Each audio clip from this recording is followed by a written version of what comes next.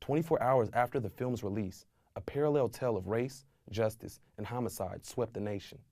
Youth Radio's Pendarvis Harshaw has been grappling with a slew of emotions. The Oakland native who covered the Oscar Grant case and attended the opening of the film Fruitvale Station.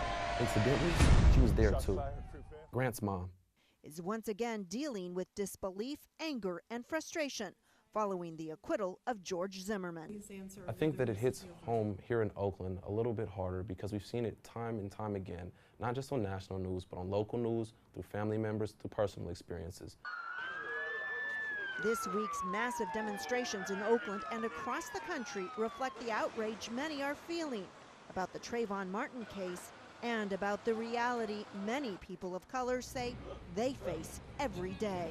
This could happen to any of us, and every day it happens to many of us. Professor Antwi Acomb, who teaches sociology and African American studies at San Francisco State, says he knows all too well what it's like to be racially profiled. He was arrested in 2005 in the campus parking lot by a police officer who thought he looked suspicious. So I come out, and there's a police officer there who says nothing except, put your hands behind your back. You can't be a black male who can walk around on campus, who's graduated from UC Berkeley, from Stanford University, who has a PhD from the University of Pennsylvania, but if you're a black male, none of those things matter. I have instructed my son, if he is stopped, particularly by the police, particularly if he's in a car, to stick both of his hands out the window. Victor Lewis, who's been speaking on race relations for 2 decades, says though we have a black president, perceptions haven't changed much. Don't be yourself. Be like me. Keep me comfortable. Lewis took part in a race relations documentary called The Color of Fear back in 1993. He says the film's message still resonates today. I wouldn't say that that things have gotten a great deal better in terms of how safe it is to be a black male or a brown male in our society. Scrap the hoodie. Put a belt on your pants. This is Fred Jager, an Oakland man who says he doesn't buy all the complaining.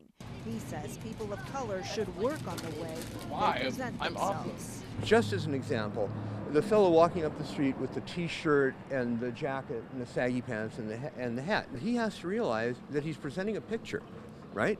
And every picture tells a story. So while not threatened, I'm probably not going to smile and give him eye contact. It's just an example coming up the street. Well, let's ask him. What do you think of race relations? Travis Turner says he's unemployed but is taking part in a summer job club as he looks for work. While he does dress up for job interviews, he says he shouldn't be judged by his street clothes. I just hope, sooner or later that we can come together and, just get past all of this negativity, racism, and, just prejudging people. If we could just move past that, then we might have a better future. Pendarvis Harshaw hopes for that too, and his youth radio stories make that clear. The greatest takeaway from the Trayvon Martin case is that not everyone looks at young black men as human beings. The greatest takeaway from the movie Fruitvale Station is that Oscar Grant was more than just another black male. He was a human being. That's a lesson this country needs to learn. In Oakland, Jody Hernandez, NBC Bay Area News.